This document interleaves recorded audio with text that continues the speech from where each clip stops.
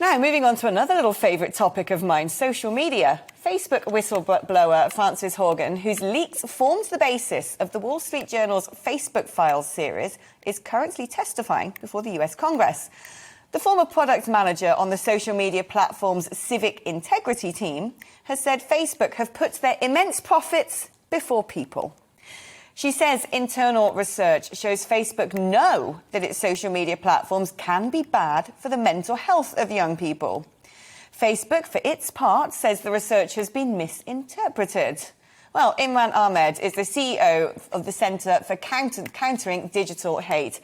Imran, what's your take on the situation at Facebook? Are they really, just trying to brush these serious issues under the carpet to carry on making more dollar? Well, it looks worse than that. It looks like they've been covering up their own knowledge that many of the criticisms levied upon them by both legislators, by the President of the United States recently when he talked about anti-vax disinformation, but also organizations like the Center for Countering Digital Hate, which I run, which has identified that even when they, for example, are told about the presence of hatred on their platforms, extreme racial hatred. So when we report posts which contain the N-word, which contain monkey emojis, bananas, sent specifically to black British footballers, that when we highlighted them to the platform using their own reporting tools, they took action in only 1 in 20 cases. And it looks like they knew that this was the problem all along, and they'd been failing to act.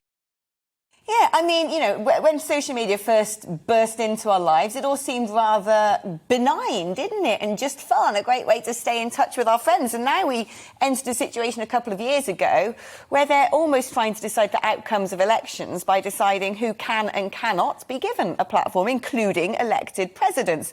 Do you think it's about time, dare I say it, that government started to grow some teeth and say that this stuff needs to be properly regulated? Well, now, hold on a second. What we've suggested is that they actually already have rules on their platform.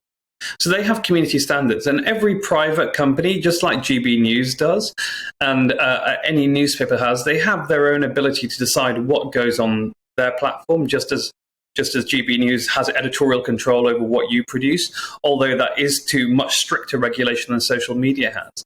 And their rules are, for the main part, quite fair. They say that if you want to be on their platform, you can't be racially abusive. If you want to be on their platform, you can't deliberately spread misinformation and lies to make profit for yourself. And they aren't enforcing those rules, is the entire problem.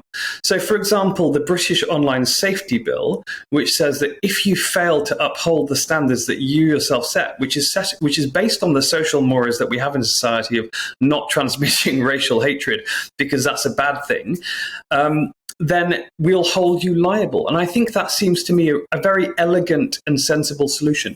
Hold them to their own standards, hoist them by their own petard.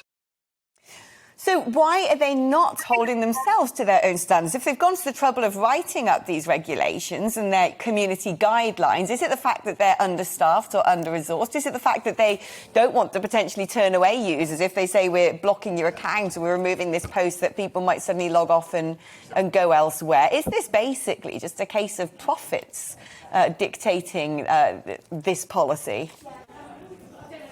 Well, I mean, the question is what one does with the money one has. And this is a $1 trillion company, for example, Facebook. Twitter is an enormously large company. GB News is a fraction of the size, and yet you hold yourself to standards. You have editorial controls, you have compliance and regulations.